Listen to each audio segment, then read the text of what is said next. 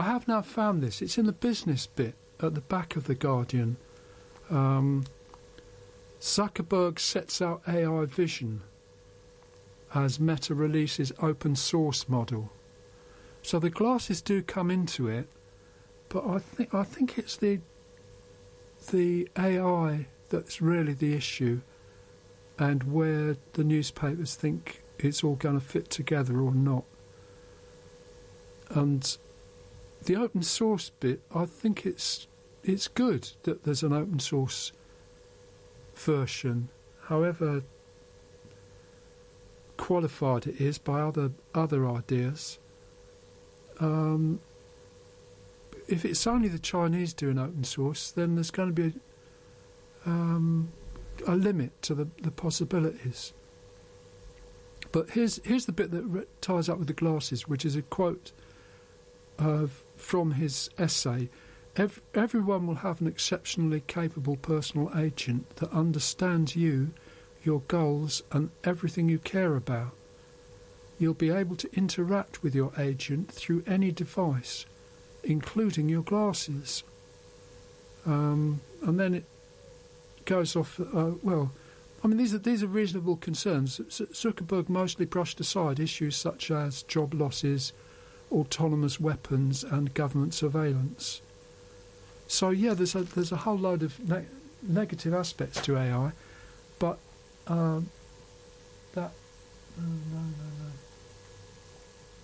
that's not the only way of looking at it.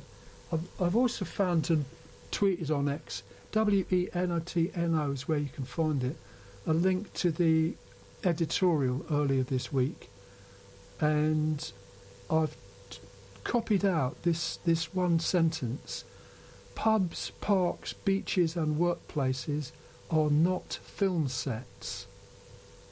Well, that's the bit. You see, the glasses, especially as they're being presented at the moment, are sort of representing technological possibility. But there's lots of other stuff going on. Most phones can record video with permission if there's somebody in the shot that's significant to the shot. I mean, I think if you just... Well, I record routes in high streets, and there are passers-by in the shot, but I don't think it matters very much. Send a comment, WENOTNO on X, or the Wild Show Facebook group. You could send a message there if you're not prepared to deal with X, which I can understand, but that's another story. I think that's one of the things that is going on, is that the technology makes a film set out of most places, and they can be a theme park as well, on a sort of loop. One of the things the Guardian and the Observer are doing is somehow dividing cultural events into inside and outside, as if being at home, presumably with streaming media, is one thing, and then going out, like going to a theatre, is another thing, which is preferred in that sort of context. Certainly going out gets more space than staying in on a Guardian Saturday centre pages. But what I'm beginning to wonder about, the Observer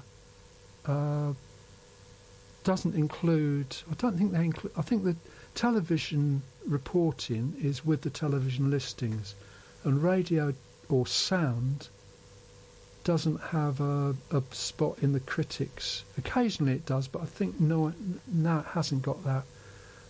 But it's listed as staying in or not going out, something like that. And I'm just wondering how this will all fit together, as if pubs, parks, beaches and workplaces won't be... I don't know what sort of media will relate to them. Probably carrying a newspaper under your arm, not reading it as you're trying to walk anywhere. I don't know. We'll come back to this later.